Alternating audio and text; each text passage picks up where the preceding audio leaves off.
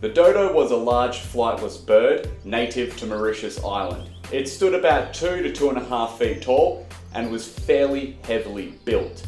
It was first described in 1598 by Dutch sailors and then went extinct in 1662.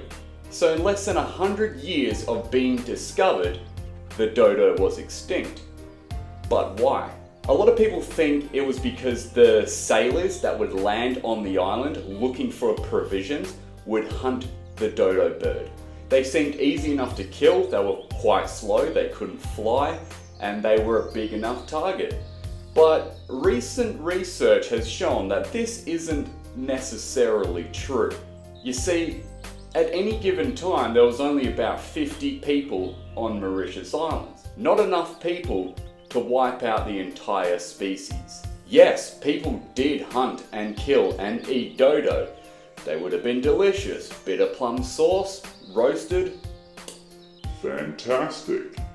But it was the introduction of other animals, pigs, dogs, rats, long-tailed macaques, that were the main contributing factor to the extinction of the dodo.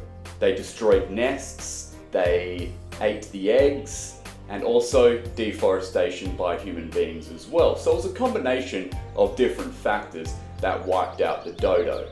Now, we don't really know what dodos look like. We don't know the color of their plumage. The only depictions that we have of dodos are old paintings and journal entries from sailors and things like that that actually did lay eyes on the dodo. But over time, these paintings, the color fades. So the colors that they used in those paintings aren't the colors that we're seeing today. So we will never really know what color the dodo actually was. These dodos in front of me were recreated in my lab, just over that hill, using the best depictions we have in paintings. What's interesting is, one painting shows a white dodo on the Reunion Islands, which dodos weren't really known to exist on. And you can just kind of see it in the background. You're like, hey, that's interesting. A white dodo, Reunion Islands, that shouldn't happen.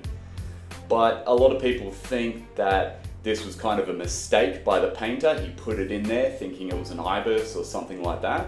But that'd be pretty cool. It'd be like its own little cryptozoology thing, the white dodo of Reunion Islands. Anyway, I'm sure it tasted bloody great as well. Dodos were depicted as being kind of fat and slow and clumsy. And that's a bad example, alright? Rest in peace, the dodo.